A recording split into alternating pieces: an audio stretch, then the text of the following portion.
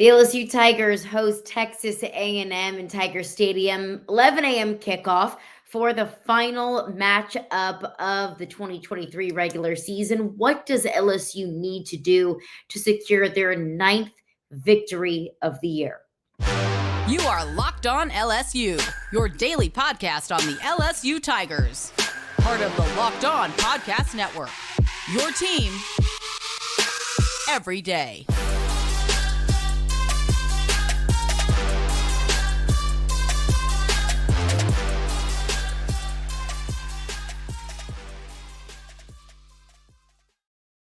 What's up, y'all? Happy Friday. Welcome into Locked On LSU. Thank you for making Locked On LSU your first listen every single day. Happy day after Thanksgiving. Hope that everybody had a nice day with their families and friends and loved ones. Hope that everyone had a very happy, healthy, and safe Thanksgiving. And now that Thanksgiving is behind us, let's look ahead to what is ahead of us, and that is rivalry weekend, a full slate of games of some of the best rivalries in all of college football. We've got the Iron Bowl, had the Egg Bowl on Thursday night. We'll have Arkansas in Missouri today on Black Friday, but across all of college football, not just in the SEC, just some great rivalries. Frustrating that this matchup with Texas A&M is going up against the Michigan-Ohio State game, considering probably every TV outside of the states of Louisiana and Texas, maybe some TVs in those states will be tuned in to what is probably a college football playoff qualifier game in Michigan and Ohio State. And Jayden Daniels is very much so creating a Heisman resume. Might need a few eyes on what he could do against Texas A&M, but I digress. I will. If there's one thing about me, I will cause a stink about any 11 a.m. kickoff. I will. I'd say it doesn't matter if there's so many other better games on during the day. I'm going to cause a stink about 11 a.m. kickoff. This game is no different, but 11 a.m. kickoff in Tiger Stadium, LSU hosting Texas A&M for the final regular season matchup of the year. LSU comes into this game as 11.5-point favorites. Texas A&M has been going through. We chatted with Andrew Stefaniak of Locked On Aggies, and I was like, okay, so your starting quarterback got injured earlier this season, and your backup, Max Johnson, a name that's very familiar for all of us LSU fans who transferred from LSU to Texas A&M between the 2021 and 2022 seasons. Max Johnson comes in as the backup, and I feel confident in saying I think that Max Johnson is either the best or the second best backup in the SEC. So Garrett Nussmeier might be the only quarterback that you could make an argument as being the better backup. So Max Johnson comes in as the backup. Max Johnson gets injured against Ole Miss. He's been out the past 2 weeks due to a rib injury. We'll get into injuries, but Max Johnson is day-to-day. So Texas A&M's third-string quarterback, Jalen Henderson, comes in. They, beat the tires off of Mississippi State. The next day, head coach Jimbo Fisher gets hired. He gets that massive $76 million buyout. So Texas A&M, who came into this season with probably the best blue chip ratio in all of college football, is now staring down another potentially disappointing season. Not great for Texas A&M. Truly, what Andrew, our friend over at Locked On Aggies, said, truly a roller coaster of a season for Texas A&M. But like I mentioned with Andrew, if you've been following this rivalry long enough, you understand that it doesn't matter what happened the rest of the season. It doesn't matter where these teams are. This game is going to be weird. This game is going to be funky. LSU could have potentially gotten into the college football playoff had they beaten Texas A&M and then Georgia in the SEC championship game, but couldn't beat Texas A&M.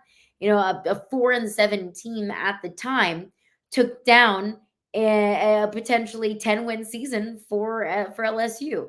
Go back to 2021. Texas A&M beat Bama that year and then lost to a coach team that had already gotten fired earlier that season. So all bets are off when it comes to this game. That's what rivalry games are. Throw out the records. Throw out what you know, what you think you know. And just show up that day and the best team wins. That is truly the definition and the takeaway you can take from the history of this rivalry is doesn't matter who's got the better record going into it.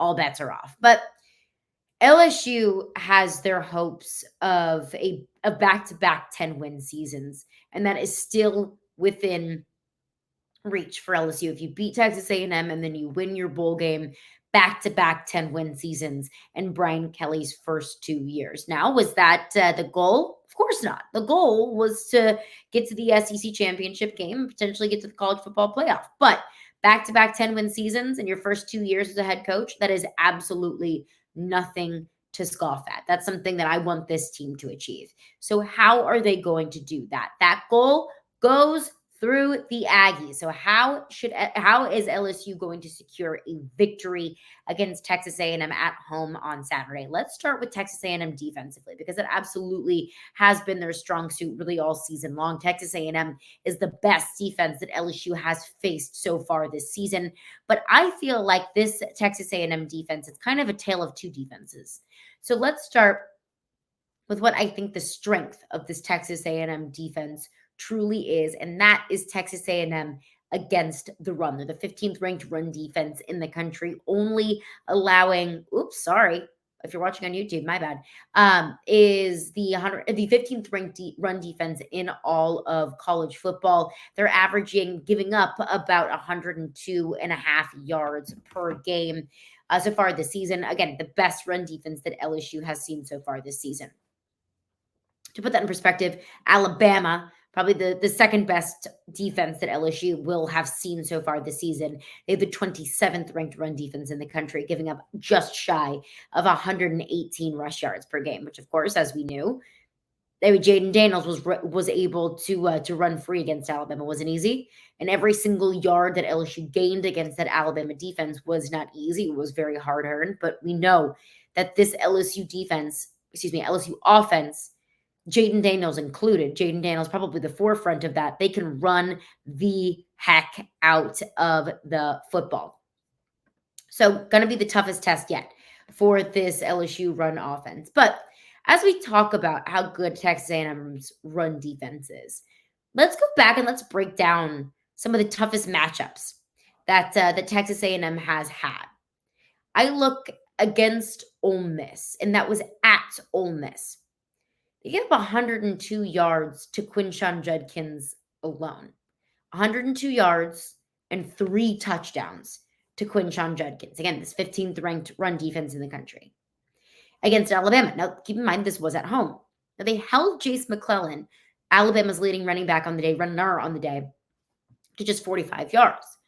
But in holding Jase McClellan to 45 yards, they gave up 320 yards through the air to Jalen Milroe. Now, what we know of Jalen Milroe now is maybe a little bit different than what we knew of Jalen Milroe against when going into that Texas A&M game. That was far and beyond Jalen Milroe's best passing day so far. So from what I'm noticing is when Texas A&M is really good at defending the run, they're not as good as defending the pass and vice versa. It's almost like you have to pick your poison with this Texas A&M defense. Against Tennessee, I was at that Texas A&M Tennessee game. Tennessee ran absolutely wild. I even tweeted after the first quarter when Tennessee racked up like 100 rushing yards in the first quarter. Like, hey, Tennessee's going to have to figure out how to throw the football because this Texas A&M defense is not going to let them run all over them all game long. Obviously, I was wrong, and Tennessee fans got a hold of that tweet, had a heyday with me, because Tennessee as a whole ran for 232 yards against Texas A&M. Now, keep in mind, that game was in Neyland Stadium. Texas A&M, so far this season, has struggled away from Kyle Field. Jalen Wright, one of Tennessee's trio of running backs, ran for 136 yards that day. So when I look at Texas A&M's run defense, as good as it is and how much talent they have up front, they really, for the most part, have struggled away from home and have struggled in defending both the run and the pass simultaneously. But let's get into that. Texas A&M's defense against the pass, because we know how multidimensional this LSU offense really is. So let's get into Texas A&M's defense. Words are hard today. Texas A&M's defense against the pass, how LSU can manipulate that. We will get into that coming up next after a couple words from our sponsors. eBay Motors. Passion, drive, and patience, that is what brings home the winning trophy, and it's also what keeps your ride or die alive. eBay Motors has everything that you need to maintain your vehicle and level it up to peak performance, from superchargers, roof racks, exhaust kits, LED headlights, and so much more. Whether you're into speed, power, or style, eBay Motors has got you covered. With over 122 million parts for your number one ride or die, you will always find exactly what you're looking for. And with eBay Guaranteed Fit, your part is guaranteed to fit your ride every single time or your money back. Because with eBay Motors, you're burning rubber, not cash.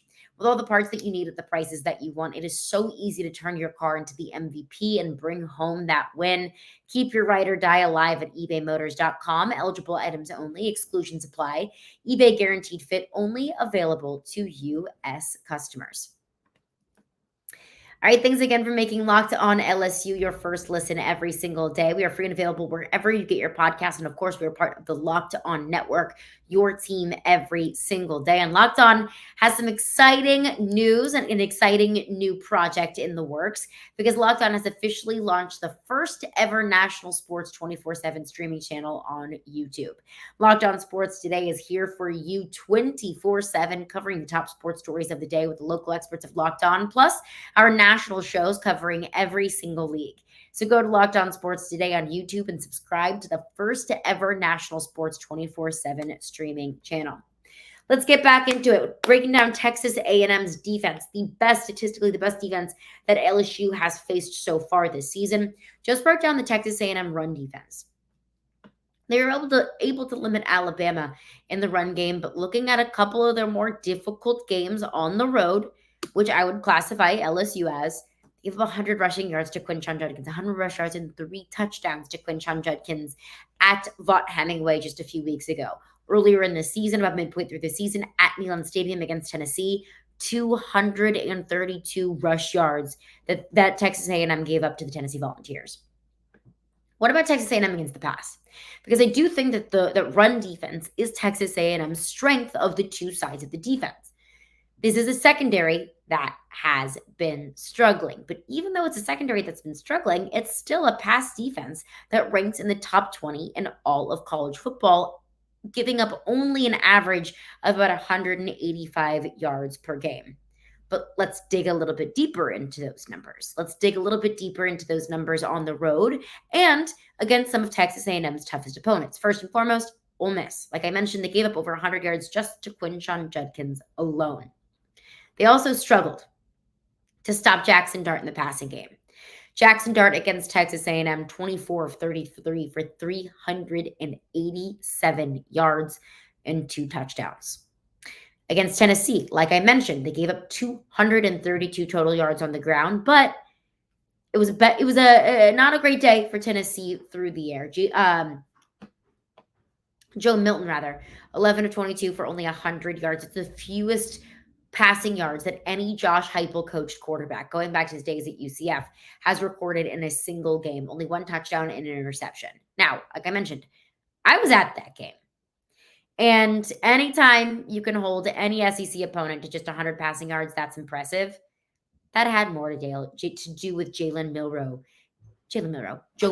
That had more to do with Joe Milton than it had to do with Texas A&M's defense and Texas A&M defending the pass. So, even in a day where the pass wasn't really working for Tennessee, well, the run was. So that brings me back to my point with Texas A&M is it's almost like pick your poison.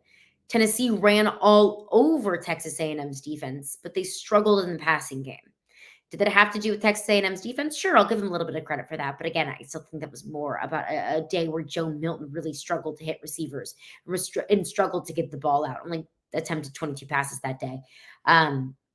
Really struggled to get the ball out that day against Texas A&M. And like I mentioned earlier, Jalen Milroe going into that game against Texas A&M at Kyle Field, I think we all did. I did. All of us, as a college football society, had questions about what kind of a passer Jalen Milroe was, where we knew he could hit the home runs and we knew that he could run.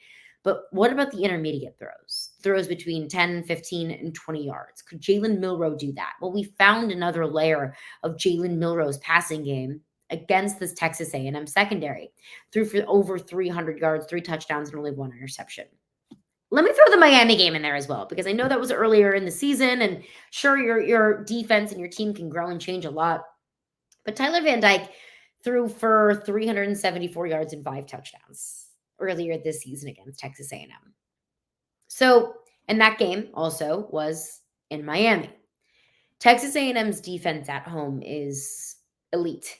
It has the makings of being elite, because anytime that you can limit an Alabama run game to 45 yards to just their leading rusher alone, and that's what they did against Chase McClellan at home, that's really, really impressive. But Texas A&M is a different defense when they're away from Kyle Field. Texas A&M is a different team when they are away from Kyle Field. In fact, Texas A&M is currently on a 9-game road losing streak. So their last 9 games on the road, dating back to the 2021 Ole Miss matchup at Vaught-Hemingway. They've lost every single game away from Kyle Field. Think about that. Think about that. 2021, the end of the 2021 season was the last time that Texas A&M won a game on the road. To put that into perspective, LSU is on an 8-game home winning streak. That the last game that LSU lost in Tiger Stadium was that early season matchup against Tennessee. Again, lost 11 a.m. game, which also doesn't make you feel great. So you're looking at a matchup here with a team that struggles away from home, going on the road against a team that plays really well at home. I like the Tigers' odds in that. But let's look at Texas A&M offensively, because I think that when you're looking at some of the keys for LSU going up against this Texas A&M defense, take advantage of the long ball. We talked with Andrew Stevaniak of Locked On Aggies. He said the secondary really struggles with the long ball. Well, you know what Jayden Daniels and Malik Neighbors and Brian Thomas do so well? The long ball.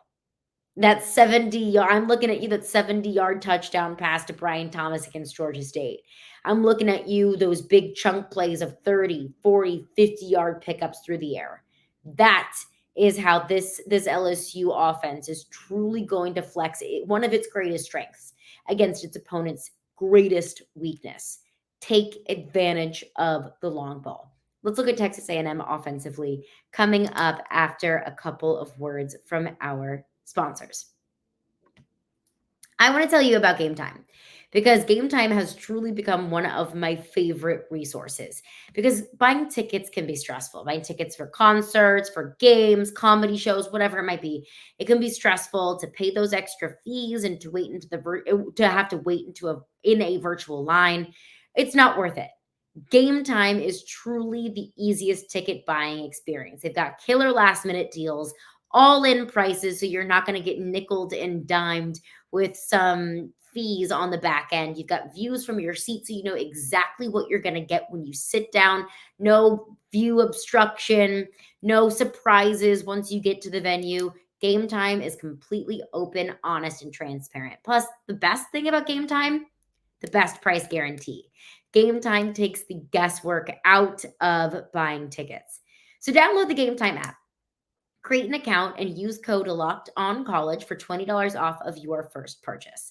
Terms apply. Again, create an account and redeem code LOCKEDONCollege. That's LOCKEDONCOLLEGE for $20 off. Download Game Time today. Last minute tickets, lowest price guaranteed. All right, rolling along here on Locked On LSU. LSU Tigers hosting the Texas A&M Aggies, a Jimbo Fisherless Aggie team at that. Elijah Robinson, their defensive line coach, has been serving as the interim. And ever since Elijah Robinson took over as the interim, ever since Jimbo Fisher was fired, they took on Abilene Christian last week, and they took care of business against a team that they should have taken care of business against. Beat Abilene Christian 38-10. Now, a little bit of a wild card here when we're looking at the Texas A&M offense. Max Johnson, again, a name that is very familiar to all of us here at LSU, is day-to-day. He stepped in as the starting quarterback when Connor Wigman The starting quarterback at the beginning of the season went down with I believe it's an ankle or a foot or lower body injury, to use Brian Kelly's terminology. He was out for the season, had to undergo surgery. Max Johnson stepped up against Ole Miss. Max Johnson got pretty banged up. He's been out the last 2 games with a rib injury. He still remains day to day. Now, I may get a few more updates now, getting closer to the game. But Jaylen Henderson, their third string quarterback, has been stepping up in Max Johnson's absence. Now, he's 2-0 in the last 2 weeks, but that did come against a struggling Mississippi State team that did also just fire their head coach in Zach Arnett, and it came against Abilene Christian. But against Mississippi State, 11 of 19, 150 yards, 2 touchdowns, didn't have to throw the ball a ton because they weren't playing from behind. But I mean, it can run. Jaylen Henderson can run the heck out of the football. He had 12 runs for 60 yards against Mississippi State. Didn't see as much of that against Abilene Christian, only 27 rush yards from Jaylen Henderson that night, but he threw for over 260, 2 touchdowns and an interception. So Jaylen Henderson presents more of a threat with his legs than probably Max Johnson does. Now, Max Johnson, we're probably more familiar with Max Johnson than any other quarterback that has been on LSU's schedule. We know Max Johnson has a heck of an arm, but he can be sometimes inaccurate. We know Max Johnson is tough as hell, but Max Johnson stands in the pocket a little bit too long. Max Johnson holds on to the football a little bit too long. So, credit to Max Johnson. That's a Texas A&M offensive line that has been struggling, holding off pressure, but also the mixture between a struggling offensive line and a quarterback that holds on to the ball too long, maybe stays in the pocket too long. It is a recipe for disaster. Jaylen Henderson is a little bit more of an unknown. We only have a 2-game sample size of him.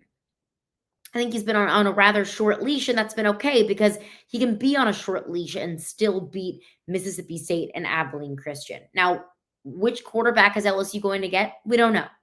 But I think the key here for LSU defensively is to get pressure on whatever quarterback it is. And if that is Jaylen Henderson, take the run away from him and try to force some turnovers. Try to force some turnovers against a shaky Texas A&M offensive line and give this LSU offense as many opportunities as possible. This is a Texas A&M team with a whole heck of a lot of talent on it. It's just talent that's probably been mismanaged by this coaching staff so far this season.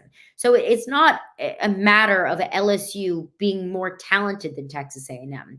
It's more so LSU having better pieces in place and having a better system that emphasizes the strengths and the talents of their team offensively. Defensively, that is a different story. But get pressure on a quarterback, whether that's a quarterback that has maybe a little bit banged up in Max Johnson or a young and inexperienced quarterback that's walking into a really difficult road environment in Jaylen Henderson.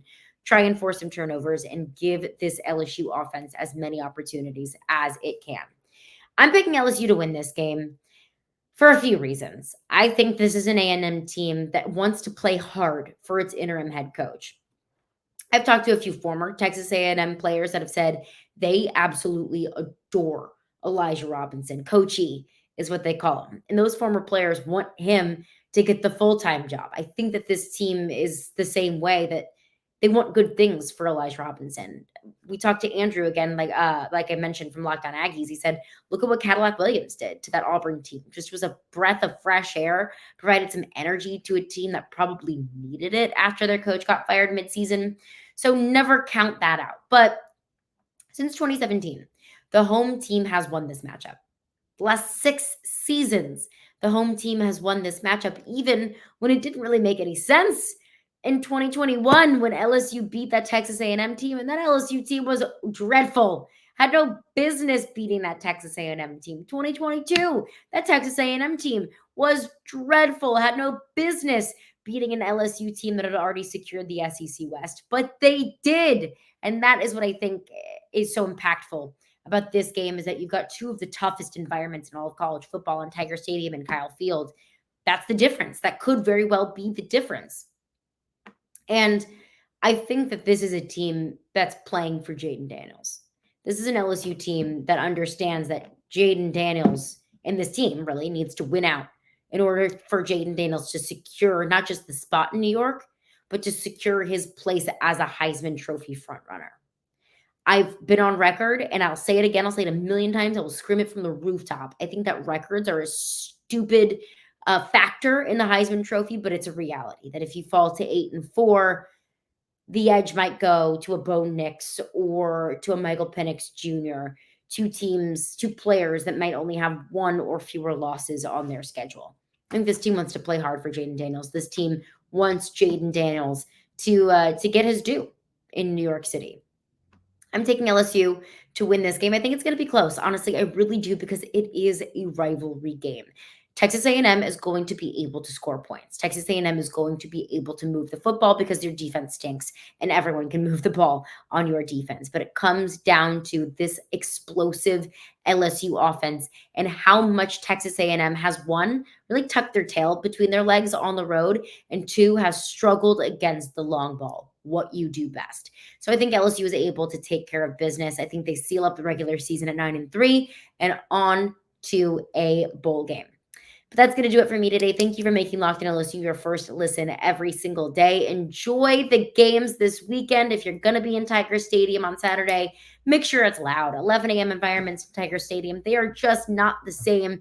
Let's try and shake the stadium just a little bit. Make it seem like it's Saturday night in Death Valley as much as you possibly can. On Monday, full breakdown of Texas A&M LSU, some of our takeaways, winners and losers of the game. But stick around, because coming up next is Locked On Sports Today. It is Locked On's brand new first ever national sports 24/7 streaming channel, covering the top sports stories of the day with the local experts of Locked On, plus our national shows covering every league. So go to Locked On Sports Today on YouTube and subscribe to the first ever national sports 24/7 streaming channel. Full A&M breakdown coming up on Monday's edition of Locked On LSU.